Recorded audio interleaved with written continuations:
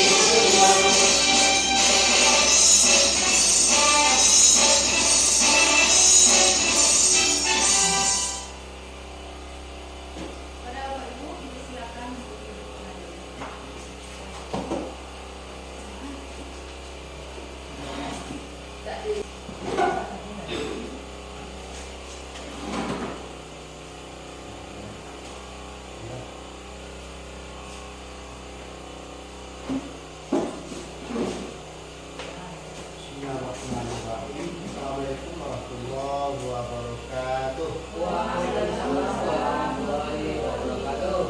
Alhamdulillah wa syukurillah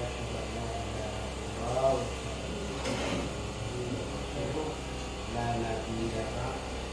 Rabbi shrahli sadri wa yassir li amri wahlul 'uqdatam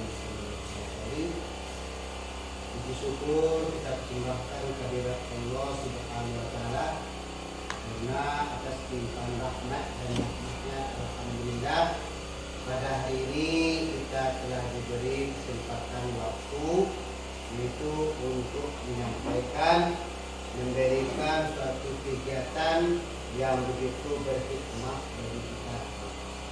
Selawat beriring salam kita kirimkan doa kita untukkan kepada Nabi kita yang Nabi Muhammad SAW.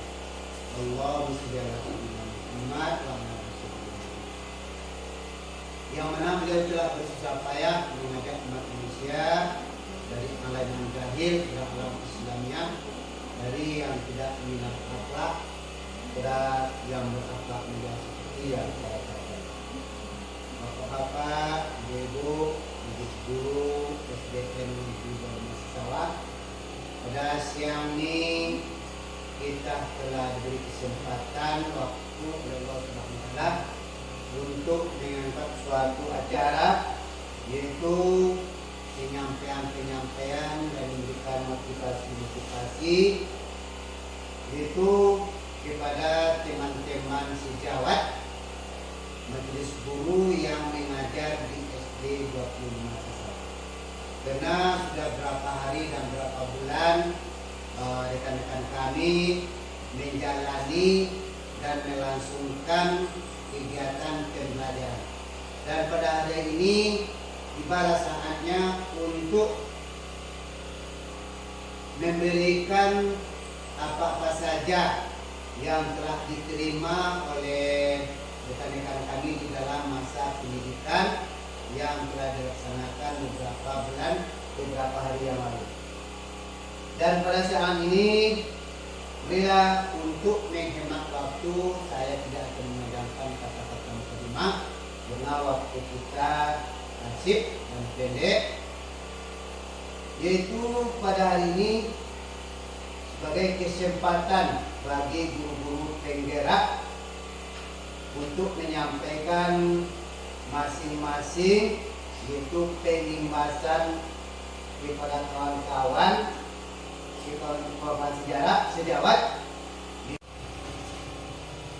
Selanjutnya kita mintakan penyampaian untuk pembahasan kepada kawan-kawan sejawat, yaitu Ibu Nifrina. Kepada Ibu Nifrina, waktu yang tepat silakan dengan segera. Assalamualaikum warahmatullahi wabarakatuh. Waalaikumsalam warahmatullahi wabarakatuh. Alhamdulillahirabbil alamin. Puji syukur kita ucapkan kehadirat Allah yang telah memberi kita nikmat kesehatan sehingga kita dapat berkumpul pada ruangan yang kita cintai ini. Selawat dan salam tidak lupa kita ucapkan kepada arwah junjungan kita, yaitu Nabi kita Nabi Muhammad Sallallahu Alaihi Wasallam. Allahumma sholli ala sayyidina Muhammad wa ala ali sayyidina Muhammad. Yang terhormat Bapak Kepala Sekolah SDN 25 Sisawa yang telah membuka acara diseminasi budaya positif pada hari ini. Selanjutnya kepada rekan-rekan teman seperjuangan dengan saya, Majelis Guru SDN 25 Sisawa. Baiklah, pada hari ini kita akan membicarakan tentang diseminasi budaya positif. Sebelum kita melanjutkan pada kegiatan kita hari ini, sebaiknya kita menyanyikan lagu Indonesia Raya. Kepada Bapak Ibu, dipersilakan untuk berdiri.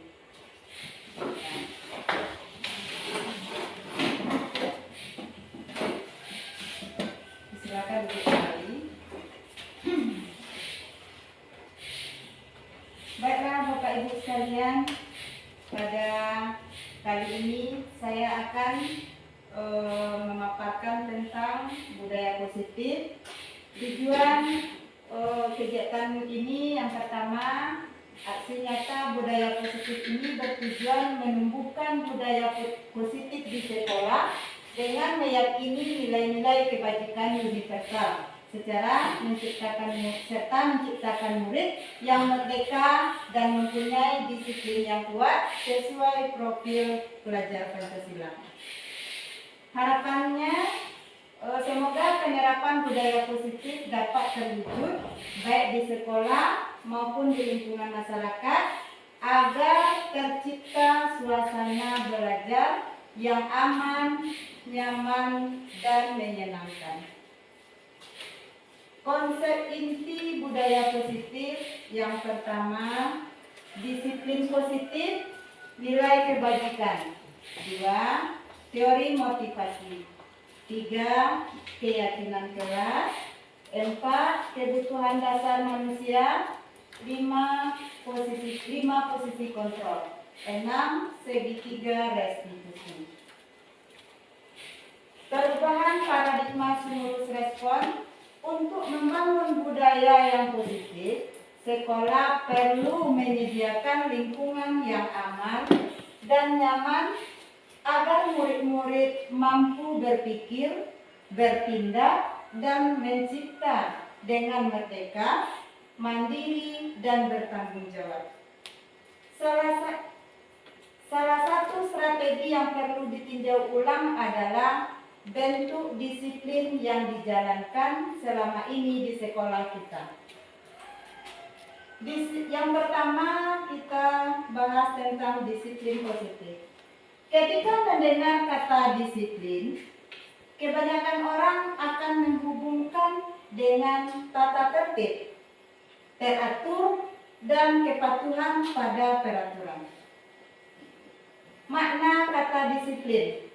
Menurut Bapak Pendidikan kita, Ki Hajar Dewantara, menyatakan bahwa untuk mencapai murid yang merdeka, syarat utamanya adalah harus ada disiplin yang kuat. Disiplin yang dimaksud adalah disiplin diri, yang memiliki motivasi internal. Jika tidak memiliki motivasi internal, maka kita perlu pihak lain untuk memberikan kita atau untuk mendisiplinkan kita, yaitu motivasi eksternal. Dengan kata lain, seseorang yang memiliki disiplin diri berarti mereka bisa bertanggung jawab terhadap apa yang dilakukannya, karena mendasarkan tindakan mereka pada nilai-nilai kebajikan universal.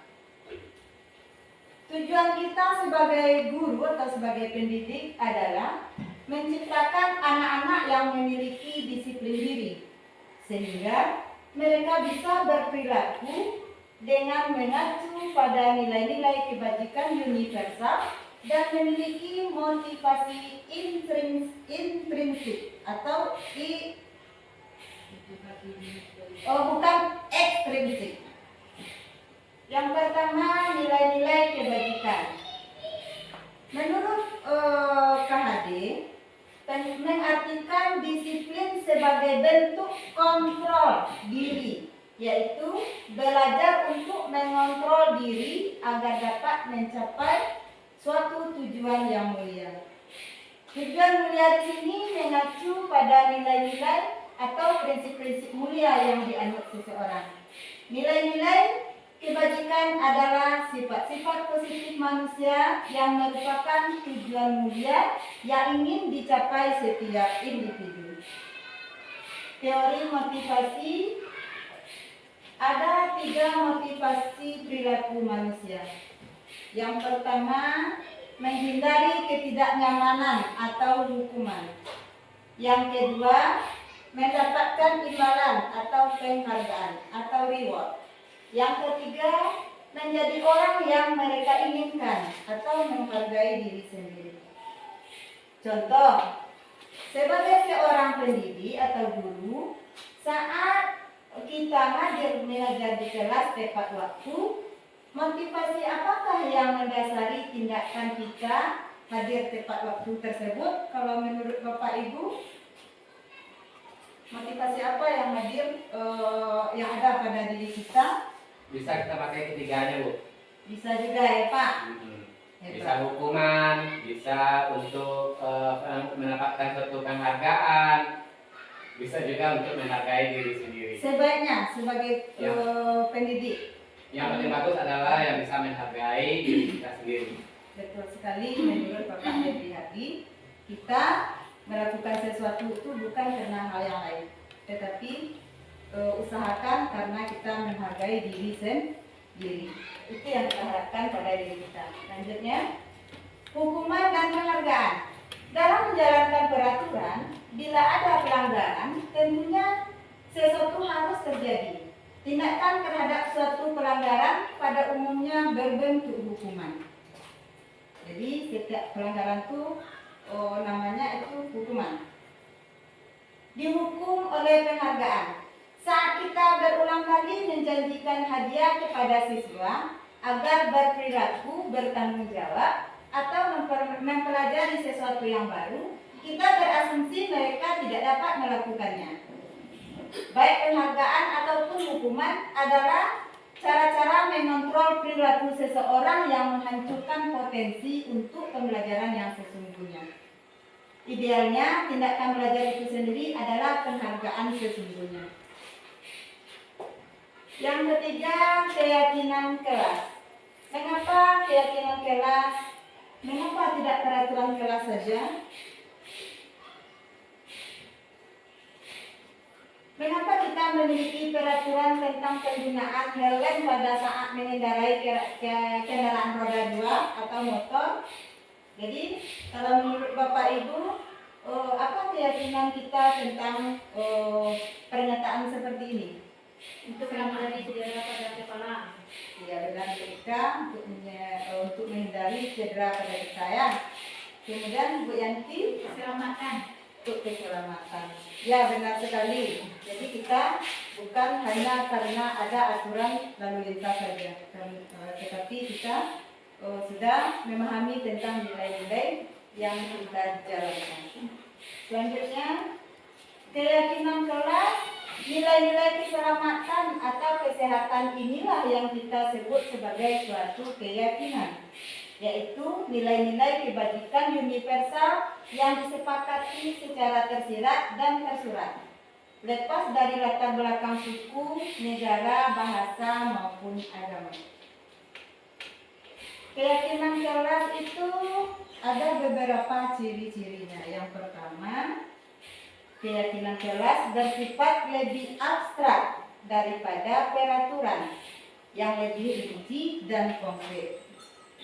Yang kedua, keyakinan kelas berupa pernyataan-pernyataan universal. Yang ketiga, pernyataan keyakinan kelas senantiasa dibuat dalam bentuk positif. Yang keempat, keyakinan kelas hendaknya tidak terlalu banyak sehingga mudah untuk dipahami, mudah untuk diingat oleh semua warga kelas. Yang kelima, keyakinan kelas sebaiknya sesuatu yang dapat diterapkan di lingkungan tersebut. Jadi keyakinan kelas itu sesuatu yang bisa kita terapkan. Yang keenam, semua warga kelas hendaknya ikut berkontribusi dalam pembuatan keyakinan kelas lewat atau melalui kegiatan curah pendapat. Yang ketujuh, meninjau kembali keyakinan kelas dari waktu ke waktu. Di sini ada contoh tentang keyakinan kelas. Yang pertama, curah pendapatnya yaitu tidak terlambat masuk kelas. Jadi itu curah pendapatnya. Kalau kita buatkan kalimat positifnya, kalau menurut Bapak Ibu, apa yang bisa kita buatkan dari curah pendapat tadi kalimat positifnya? Uang kata tidak terlambat. Itu ciri-ciri dari keyakinan kelas tadi. Kita harus memakai bahasa yang positif. Nah, kita jadikan dia kalimat yang positif. Jadi tidak ada lagi kata-kata tidak, dilarang, jangan. Pokoknya yang kalimat negatif kita tidak memakai, itu untuk suatu keyakinan kelas kita. Jadi bisa dibuat keyakinan kelasnya masuk kelas tepat waktu. Bagus ya, Mas Mai Suryanti, betul sekali. Kalau kita sudah menjadikan kalimat negatif tadi ke kalimat positif, berarti masuk kelas tepat waktu. Kemudian dari kalimat positif tadi, kemudian kita ambil nilai kebajikannya. Dari yang kita buat tadi, kita bisa ambil nilai kebajikannya, yaitu apa kira-kira? Disiplin. Disiplin. Jadi kalau kita masuk tepat waktu, tentu kita sudah menerapkan nilai kebajikan universal pada diri kita tentang disiplin. Selanjutnya, yang keempat, kebutuhan dasar manusia. Semua tindakan yang kita lakukan di dalam kelas harus dapat menciptakan sebuah lingkungan positif, aman, dan nyaman. Dari keyakinan kelas yang telah kita sepakati bersama, akhirnya terbentuklah budaya positif. Seluruh tindakan manusia memiliki tujuan tertentu. Semua yang kita lakukan adalah usaha terbaik kita untuk mendapatkan apa yang kita inginkan. Kemudian 5 kebutuhan dasar manusia tadi.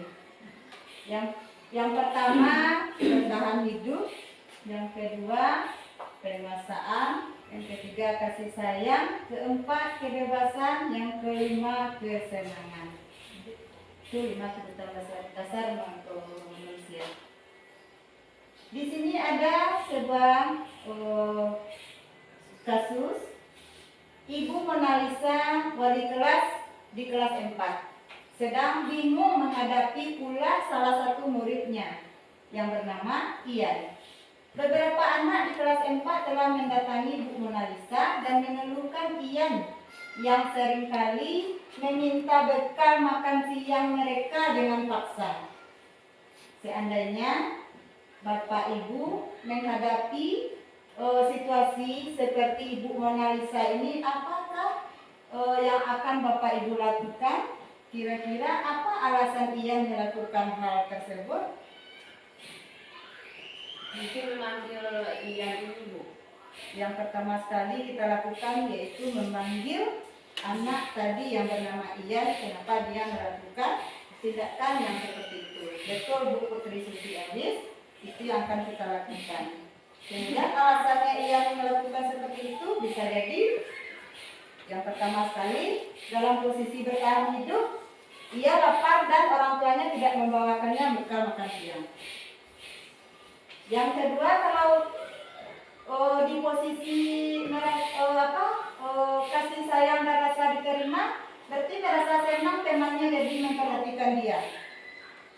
Kalau di kebebasan ingin mencoba makanan teman-temannya yang beraneka ragam. Kemudian kalau di kesenangan melakukannya karena iseng dan ia menikmati ekspresi wajah temannya yang kesal tadi. Kemudian kalau di penguasaan mereka hebat karena temannya jadi takut dan dia takut dengan dia dan menuruti keinginannya. Jadi kalau menurut Bapak Ibu yang dilakukan oleh Ian tadi dalam yang 5 ini posisi manakah yang lebih menonjol pada Ian tadi? Coba kembalikan slide-nya, Bu. Ya, kebutuhan yang mana? Itu adalah kebutuhan dasar yang kemaksaan, karena di sini ada kata-kata paksa. Jadi dia tuh memaksa teman-temannya untuk memberikan makanan ke dirinya. Iya, karena ada kata-kata kuncinya paksa tadi ya Bu ya.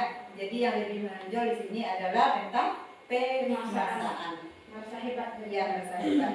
Tapi dalam yang kelima kebutuhan dasar tadi bisa juga ditempati oleh yang tadi ya Bu ya. Tapi yang lebih menonjol adalah pemaksaan. Ya betul sekali menurut Bu Rika Lady Apriyadi. Kita lanjut. 5 posisi kontrol menurut William Glasser. Yang pertama penghukum, yang kedua pembuat orang merasa bersalah, yang ketiga sebagai teman, yang keempat monitor atau sebagai pemantau, yang kelima sebagai manajer. Nah, Bapak Ibu, untuk lebih kita memahami tentang makna 5 posisi kontrol tadi, marilah kita sama-sama melihat video yang akan saya tayangkan berikut ini.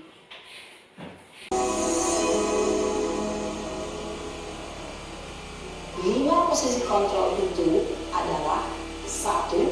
Posisi penghukum, 2. Posisi pembuat merasa bersalah, 3. Posisi teman, 4. Posisi pemantau atau monitor, dan 5. Posisi manajer. Untuk lebih memahami kelima posisi tersebut, mari kita saksikan kasus Naren yang terlambat hadir 20 menit di sekolah dan melihat bagaimana kelima posisi kontrol dalam menghadapi masalah tersebut.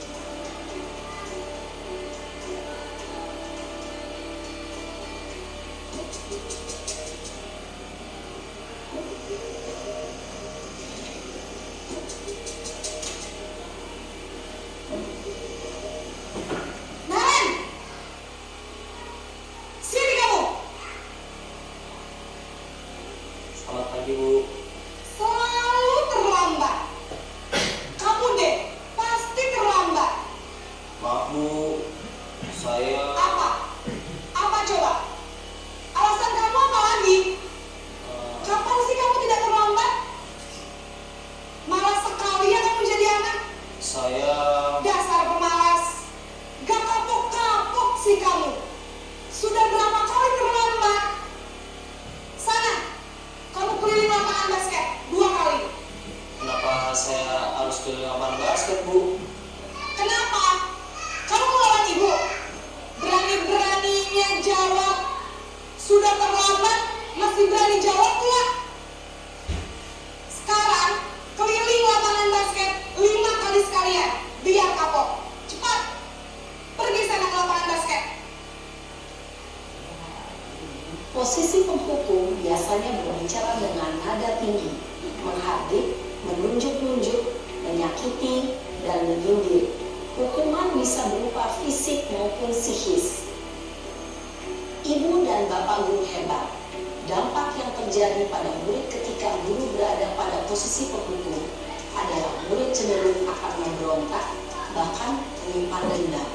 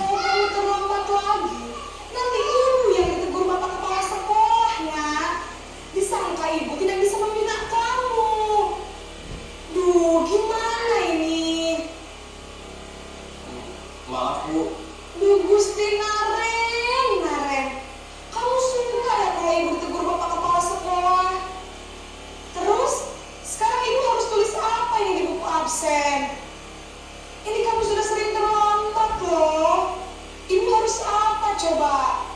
Maaf Bu, maaf sekali. Ya sudah, lain kali jangan bikin ibu susah lagi ya nak ya. Ibu tidak akan kuat lagi kalau kamu begini terus. Bisa jantungan kalau ibu tegur bapak kepala sekolah. Sana cepat ke kelas. Maaf ya Bu, maaf sekali. Posisi pembuat rasa bersalah berbicara dengan nada tenang, cenderung lembut. Namun kata-kata yang diutarakan membuat murid merasa menjadi orang yang gagal, memandang buruk dirinya sendiri, merasa tidak berharga, dan tidak sanggup membahagiakan orang lain. Ketika guru mengambil posisi pembuat rasa bersalah, murid akan menganggap dirinya yang bersalah dan ia akan menyimpan emosi negatif tersebut di dalam dirinya.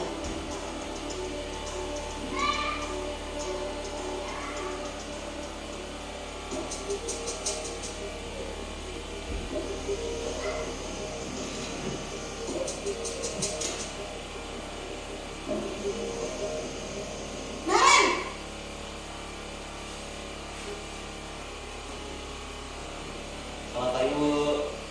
Wah, sudah jam berapa ini nak? Terlambat lagi ya sayang. Iya Bu, habis ibu saya membangunkan saya Bu. Kamu malah menyalahkan ibu kamu. Kamu bukannya anak yang larinya paling kencang. Kok terlambat sih? Iya Bu, saya memang terlambat bangun tadi. Jadi biarpun saya lari kencang, tetap gak kekejar Bu. Ya sudah sana, nanti lain kali larinya lebih kencang lagi ya. Biar gak terlambat lagi. Bikin seneng ibu, demi ibu. Bisa kan? Bisa Bu. Ya sudah sana masuk kelas. Ibu beresin urusan absen kamu. Kamu ini ada-ada saja.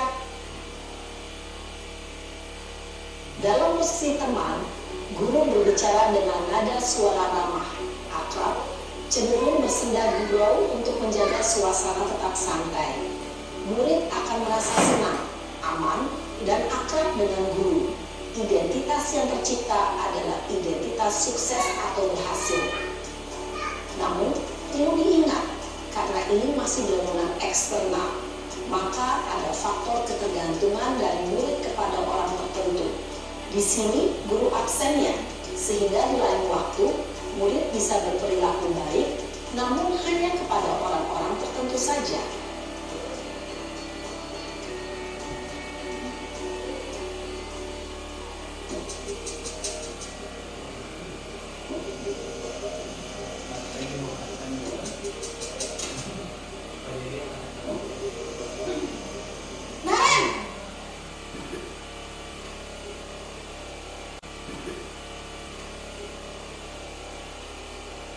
Selamat pagi Bu. Naren, apa peraturan sekolah kita tentang jam berapa kita harus masuk sekolah, nak? Kita harus di sekolah jam 7 Bu. Iya betul, sekarang sudah jam 7.20. Naren sudah tahu konsekuensinya jika terlambat hadir. Paham Bu, saya harus tinggal kelas pas jam istirahat selama 20 menit. Iya benar, konsekuensinya demikian. Jadi nanti jam 9.30 pas istirahat, kamu harus tinggal di kelas, kerjakan tugas tambahan untuk ketertinggalan kamu, ya? Baik Bu. Posisi pemantau mengandalkan penghitungan atau data untuk mengontrol murid. Guru mengarahkan murid berdasarkan peraturan dan konsekuensi. Seorang pemantau menunjukkan bahasa tubuh dan ekspresi wajah yang datar dan cenderung formal.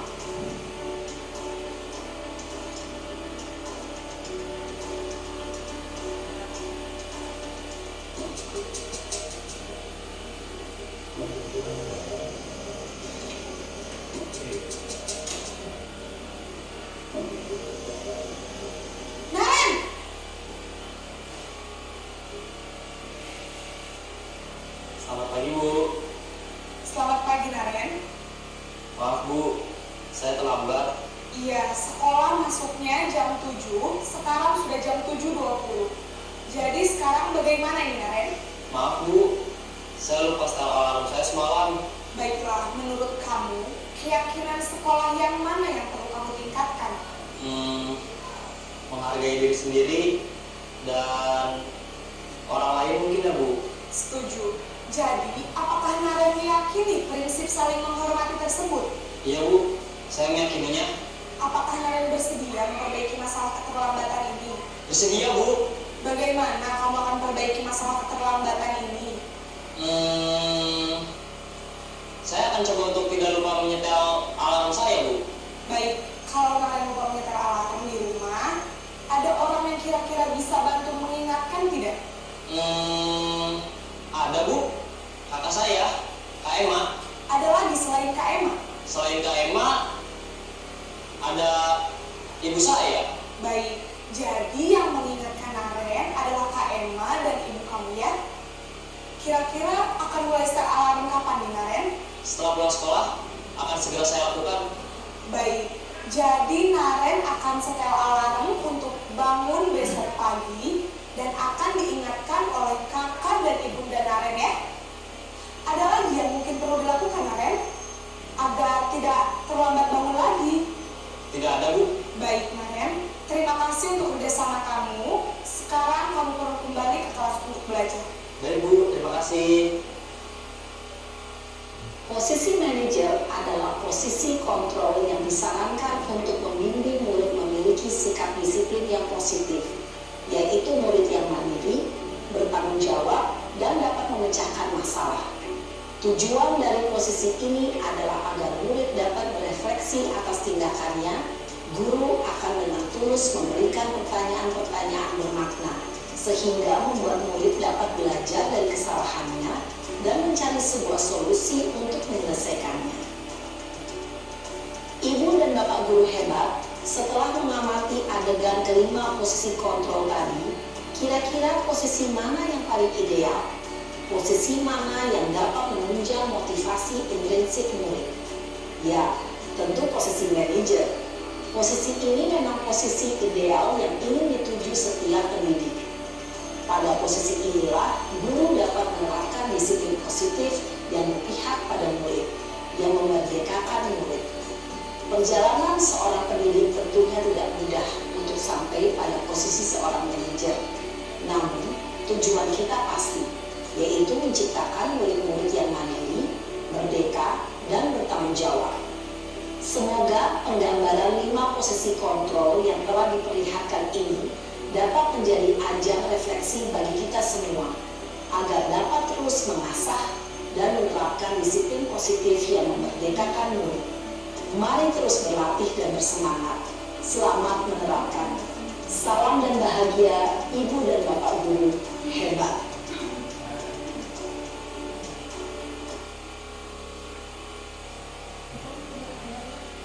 Nah, itulah tadi Bapak Ibu penjelasan lebih lanjutnya tentang video dari 5 kebutuhan dasar manusia dan 5 posisi kontrol bagi seorang guru dalam menghandle proses pembelajarannya.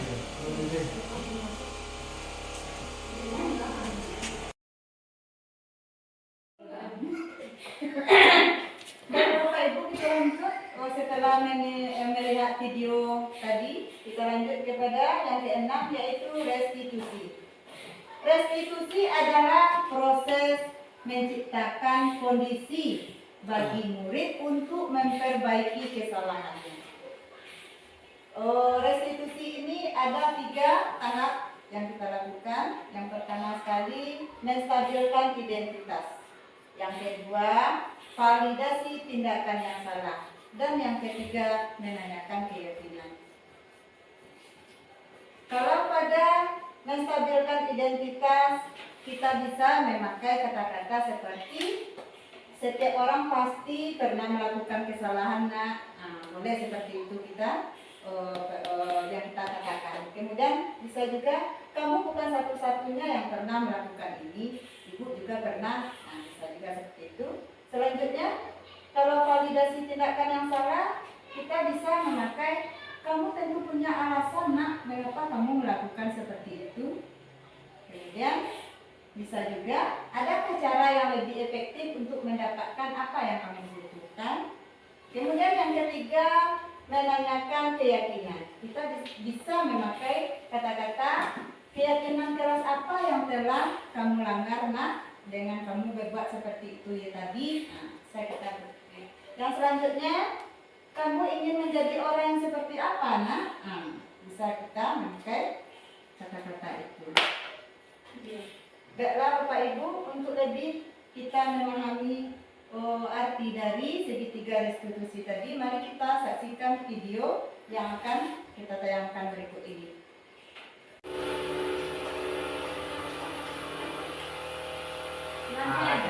Nah,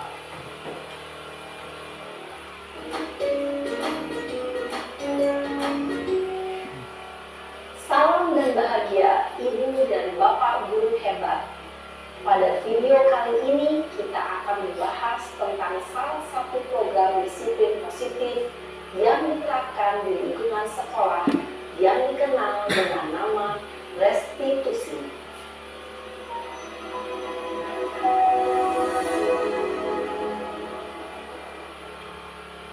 Restitusi dikembangkan oleh pakar pendidikan dari Boston, berlandaskan pada teori kontrol Dr. William Glaser. Segitiga restitusi adalah suatu proses dialog yang dijalankan oleh guru atau orang tua agar dapat menghasilkan murid yang mandiri dan bertanggung jawab. Pada saat guru di posisi manajer, aspek yang dikembangkan pada murid adalah motivasi intrinsik, sehingga penanaman nilai-nilai kebajikan dapat tumbuh dan berkembang menjadi suatu kebiasaan positif yang akhirnya membentuk karakter murid. Proses dialog ini terdiri dari 3 langkah yang digambarkan pada ketiga sisi pada segitiga restitusi. Sisi pertama adalah menstabilkan identitas. Sisi yang kedua adalah validasi tindakan yang salah. Dan sisi yang ketiga adalah menanyakan keyakinan.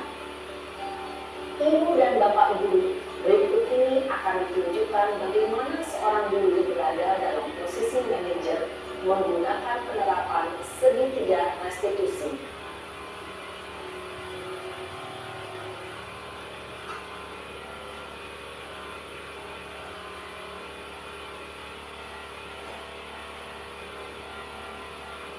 Siang, Sarah. Sudah lama nggak ketemu Sarah? Kenapa hari ini ada di sini? Kesel Pak, kesel banget. Masa aku dikatain tukang fitnah Pak? Ya aku marah lah. Aku dari dikatain Eka di depan kelas. Kesel banget. Oh begitu. Ya pasti kamu marah dan kesal. Bapak juga akan marah apabila ada yang menuduh Bapak seperti itu.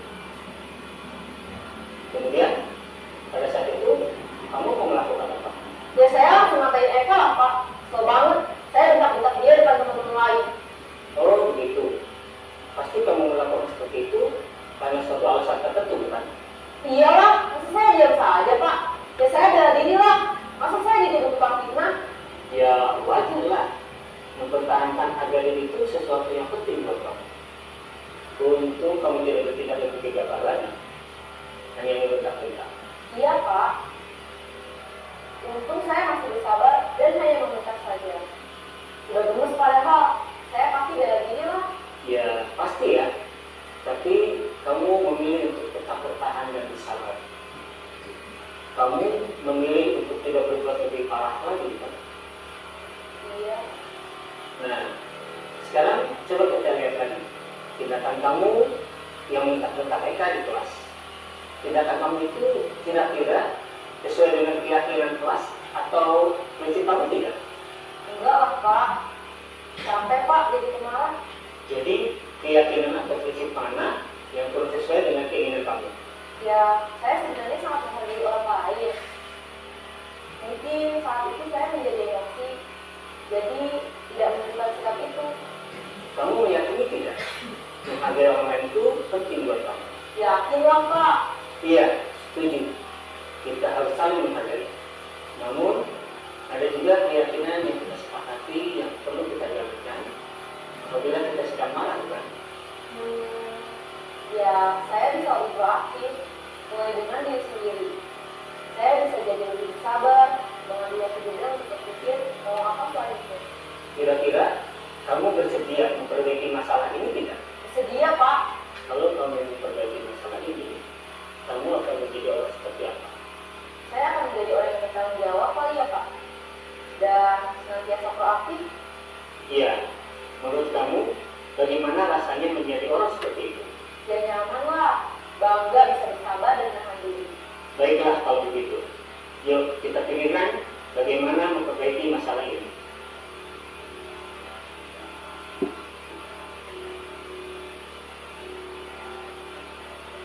Ibu dan Bapak guru hebat. Baru saja kita menyaksikan contoh bagaimana seorang guru berada dalam posisi manajer menggunakan penerapan segitiga restitusi. Nah,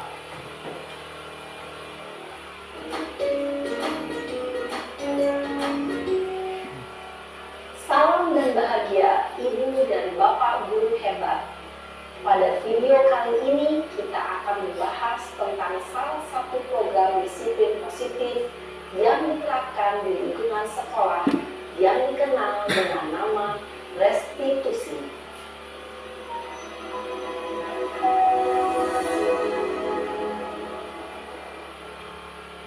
Restitusi dikembangkan oleh pakar pendidikan Diane Blossing, berlandaskan pada teori kontrol Dr. William Glaser. Segitiga restitusi adalah suatu proses dialog yang dijalankan oleh guru atau orang tua agar dapat menghasilkan murid yang mandiri dan bertanggung jawab. Pada saat guru di posisi manajer, aspek yang dikembangkan pada murid adalah motivasi intrinsik, sehingga penanaman nilai-nilai kebajikan dapat tumbuh dan berkembang menjadi suatu kebiasaan positif yang akhirnya membentuk karakter murid. Proses dialog ini terdiri dari 3 langkah yang digambarkan pada ketiga sisi pada segitiga restitusi. Sisi pertama adalah menstabilkan identitas. Sisi yang kedua adalah validasi tindakan yang salah. Dan sisi yang ketiga adalah menanyakan keyakinan.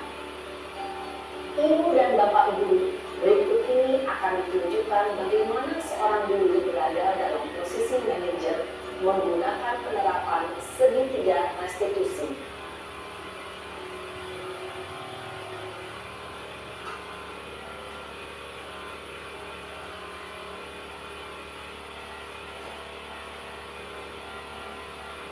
Siang Sarah, Ya, Pak. sudah lama nggak ketemu Sarah? Kenapa hari ini ada di sini? Kesel, Pak. Kesel banget. Masa aku dikatain tukang fitnah, Pak? Ya aku marah lah. Aku dari dikatain Eka di depan kelas. Kesel banget. Oh begitu. Ya pasti kamu marah dan kesal. Bapak juga akan marah apabila ada yang menuduh Bapak seperti itu. Kemudian pada saat itu kamu mau melakukan apa? Ya saya langsung ngatain Eka lah, Pak. Kesel banget. Saya bentak-bentak dia depan teman-teman lain. Oh begitu. Pasti kamu melakukan seperti itu karena suatu alasan tertentu, bukan? Iyalah, masa saya diam saja, Pak? Ya saya bela diri lah. Masa saya dituduh tukang fitnah? Ya wajar lah. Mempertahankan harga diri itu sesuatu yang penting buat kamu. Untung kamu tidak bertindak yang gegabah lagi. Hanya membentak-bentak. Iya, Pak. Untung saya masih bersabar dan hanya meminta saja. Sudah gemes padahal, saya pasti bela diri lah. Ya pasti ya. Tapi kamu memilih untuk tetap bertahan dan bersabar. Kamu memilih untuk tidak berbuat lebih parah lagi, kan? Iya. Nah, sekarang coba kita lihat lagi tindakan kamu yang mentak-mentak Eka di kelas. Tindakan kamu itu kira-kira sesuai dengan keyakinan kelas atau prinsip kamu tidak? Enggak lah, Pak. Sampai Pak jadi pemarah. Jadi keyakinan atau prinsip mana yang kurang sesuai dengan keinginan kamu? Ya, saya sebenarnya sangat menghargai orang lain. Mungkin saat itu saya menjadi emosi, jadi tidak menentukan sikap itu. Kamu meyakini tidak? Menghargai orang lain itu penting buat kamu. Yakin lah, Pak. Iya, setuju. Kita harus saling menghargai. Namun,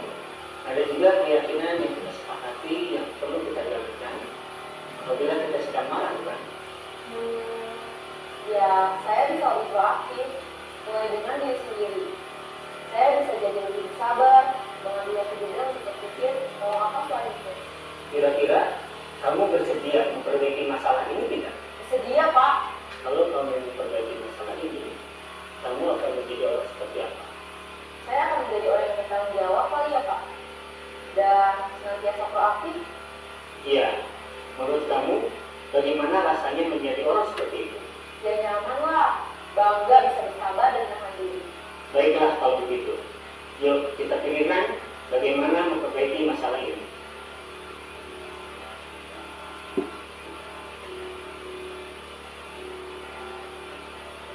Ibu dan Bapak guru hebat. Baru saja kita menyaksikan contoh bagaimana seorang guru berada dalam posisi manajer menggunakan penerapan segitiga restitusi. Nah, Bapak Ibu sekalian, setelah kita menyaksikan video tadi, mungkin itu yang dapat saya paparkan pada hari ini. Segala kekurangan, kesalahan kejanggalan, saya mohon maaf. Wabillahi taufiq wal hidayah. Wassalamualaikum warahmatullahi wabarakatuh. Waalaikumsalam warahmatullahi wabarakatuh. Terima kasih banyak diajarkan kepada ibu-ibu yang telah menyampaikan ilmu-ilmu yang telah diperdapat selama pelaksanaan tutorial lebih kurang 2 bulan. Jadi alhamdulillah dalam penampilan tadi kami sangat antusias dan tertarik, dan mudah-mudahan SD 25 ini dengan telah adanya guru penggerak SD dan anak-anak kita menjadi anak yang terbaik, anak yang berprestasi, berguna bagi nusa bangsa dan negara. Baiklah, Bapak Ibu hadirin yang saya muliakan, dengan telah berakhirnya penampilan dari Ibu Nifrina tadi, maka berakhirlah acara kita pada sore hari ini. Saya sebagai moderator atau kepala sekolah mengucapkan terima kasih atas perhatian, mohon maaf atas segala kekurangan. Kita tutup acara kita ini dengan membacakan alhamdulillah. Alhamdulillahirrahmanirrahim. Wabillahi taufiq wal hidayah. Wassalamualaikum warahmatullahi wabarakatuh. Assalamualaikum warahmatullahi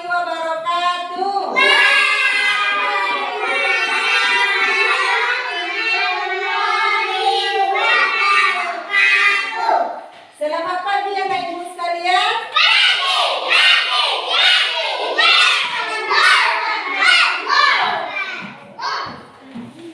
Apa kabar semuanya?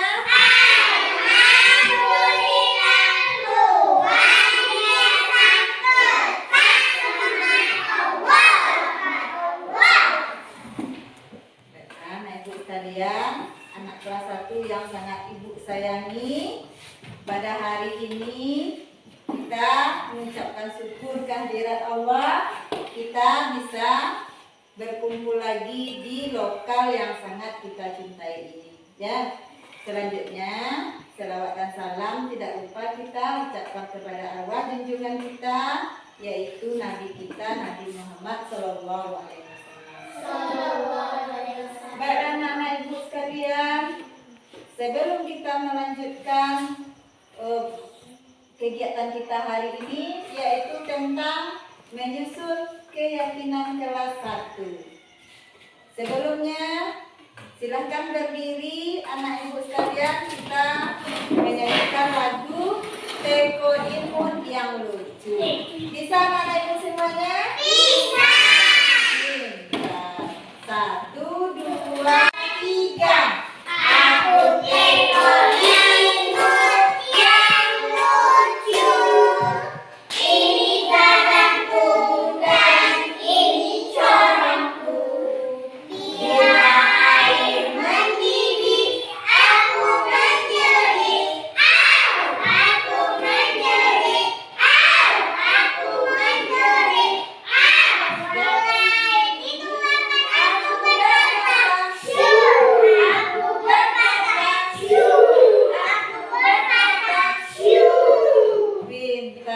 Bagus. Silakan duduk kembali. Tepuk tangan untuk kita semua. Sekarang kita tepuk semangat. Masih bisa ya? Pintar. 1, 2, 3. Tepuk semangat.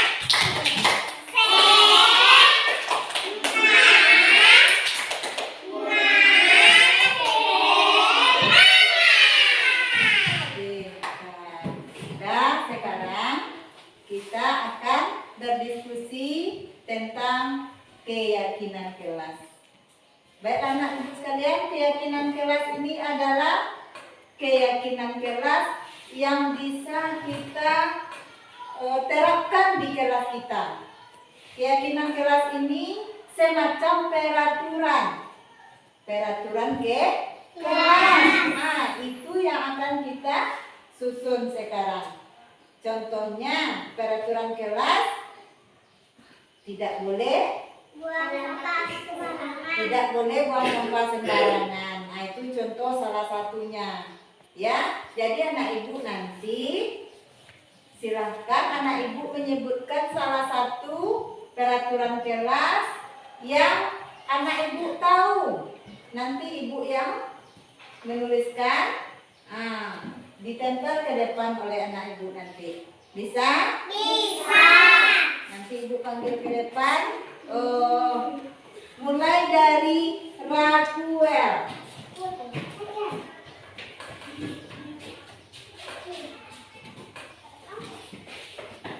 Apa peraturan kelas menurut Raquel, Nak?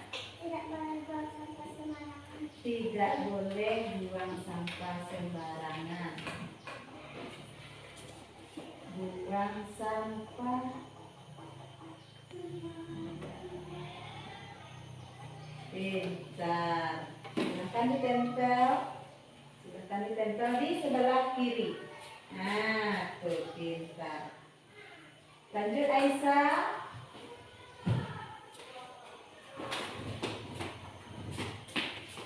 Salah tulis ya? Ya. Salah tulis ya? Ulang lagi.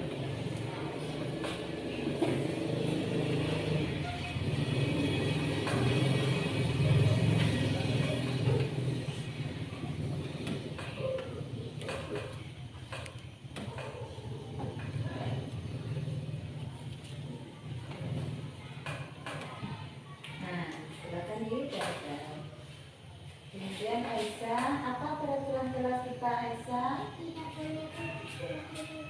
Tidak boleh berkelahi dengan teman. Berkelahi dengan teman. Ini silakan ditempel. Lanjut Dina.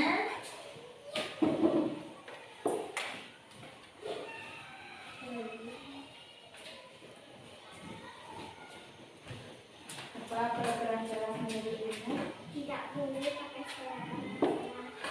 Tidak boleh pakai seragam yang sama.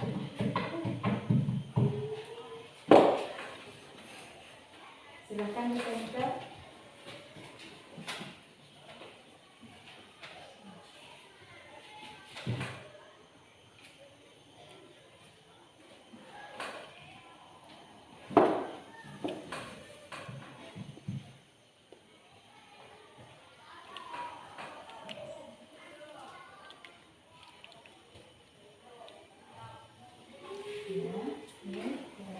Lanjut si Zahra.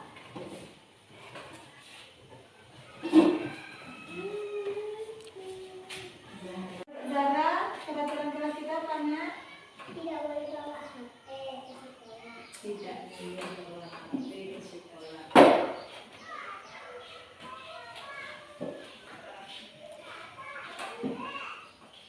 Silakan ditempel.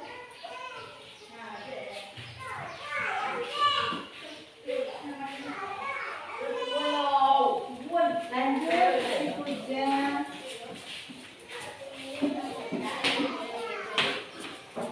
Kalau menurut Puja, apa peraturan kelas kita?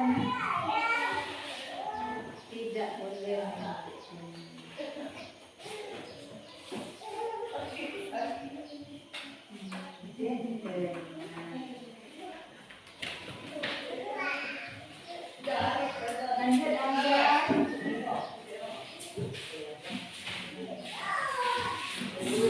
Kasihnya ke bawah ya. Alga, menurut Alga apa kelasnya? Tidak boleh hidup.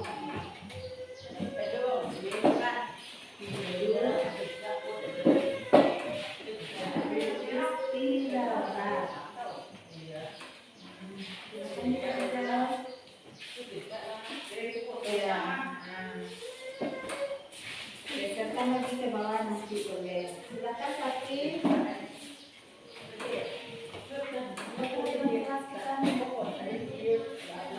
Tidak boleh melawan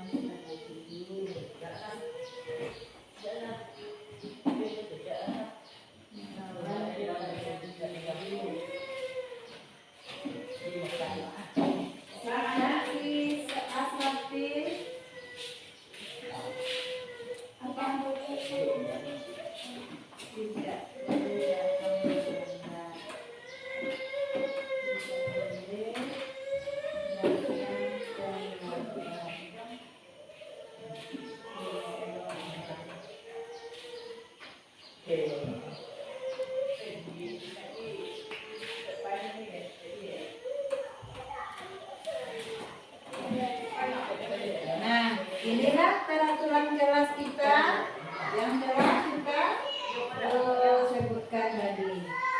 Baiklah Ibu sekalian,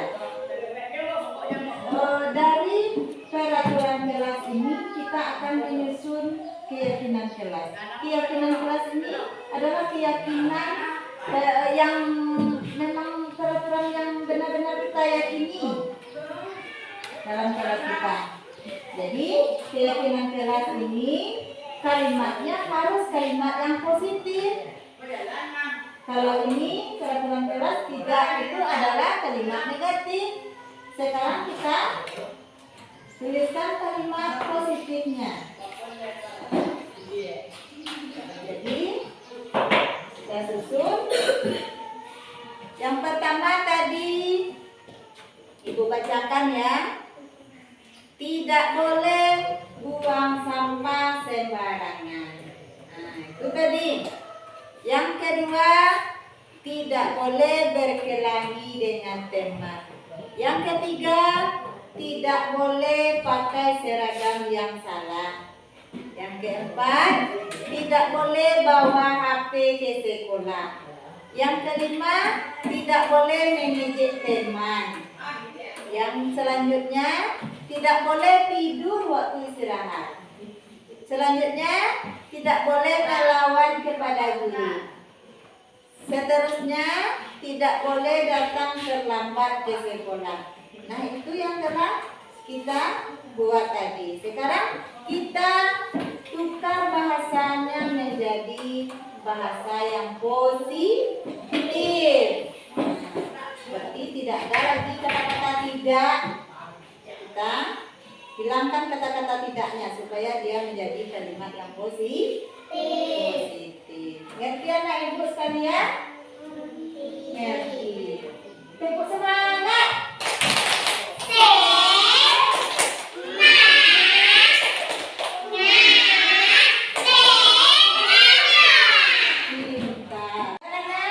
Yang pertama, tidak boleh buang sampah sembarangan. Kalimat positifnya apa tuh, Nak? Buang sampah ke tempatnya. Buang sampah ke tempatnya. Pintar.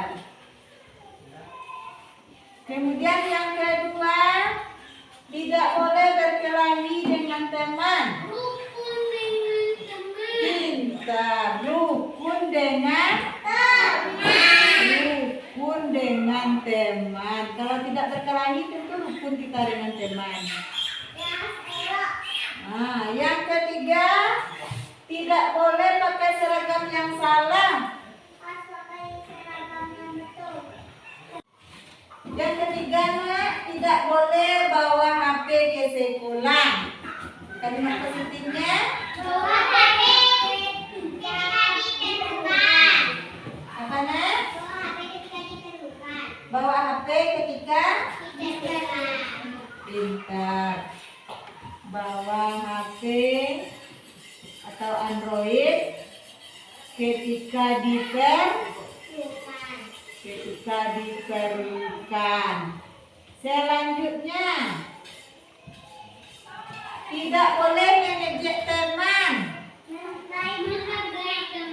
Menghargai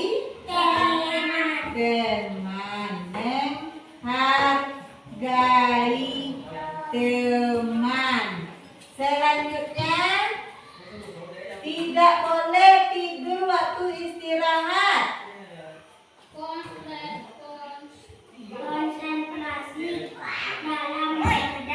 Konsentrasi dalam belajar. Kemudian tidak boleh melawan kepada guru.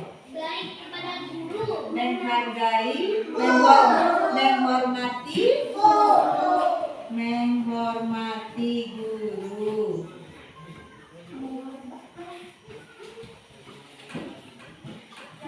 Selanjutnya, tidak boleh datang terlambat ke sekolah. Datang tepat waktu.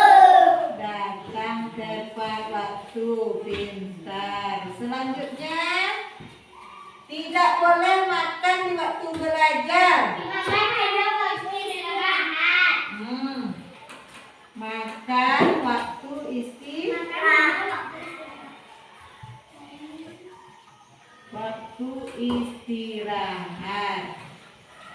Kemudian yang tadi tidak boleh tidur waktu istirahat. Konsentrasi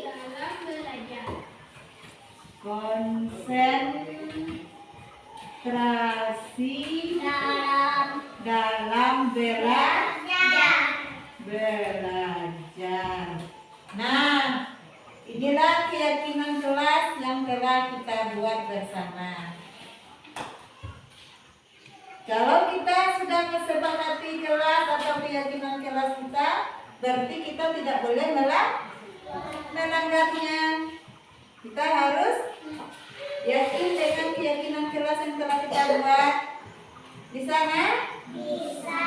Ibu kelas 1 yang Ibu sayangi, berarti sudah terbentuk keyakinan kelas kita. Coba bacakan nak. Yang pertama apa nak? Buang sampah ke tempatnya.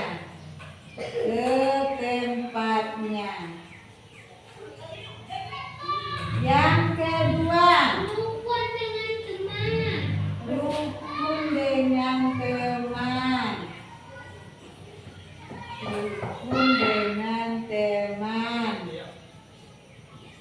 Yang ketiga, bawa HP jika diperlukan. Selanjutnya, nomor 4, menghargai teman. Yang selanjutnya, menghormati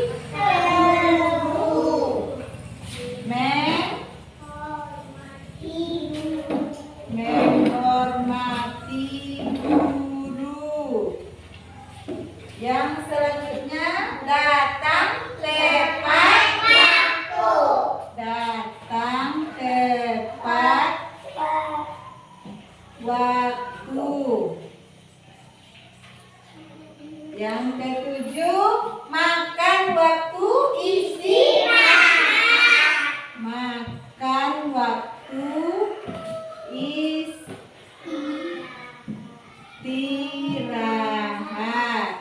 Yang terakhir, konsentrasi dalam belajar.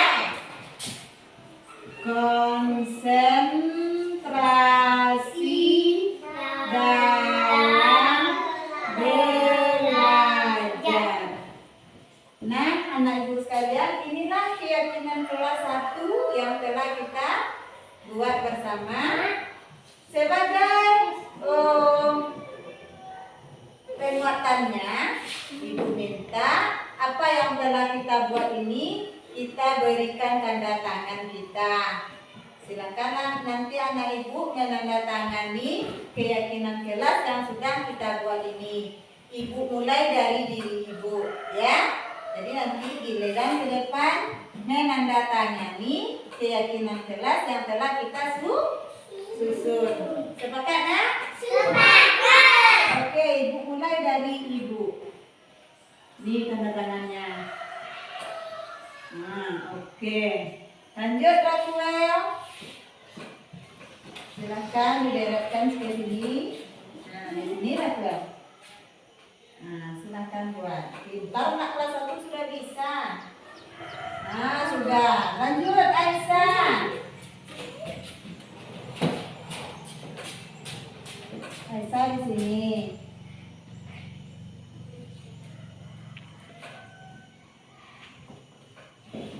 Pintar. Lanjut ke Dina. Di sini.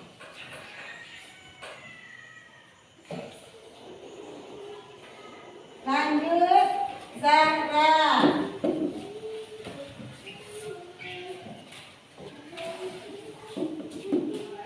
Di sini, nak. Zahra. Pintar. Lanjut Puja. Sekarang Puja. Ini Puja. Pintar anak kelas 1. Sudah. Nah, pintar Algan.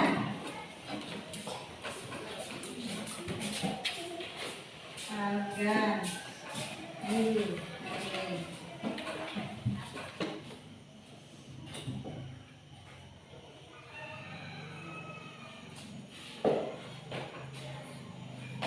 Pintar. Lanjut Syafiq. Ini, nak. Lanjut Asrafil. Ini, nak.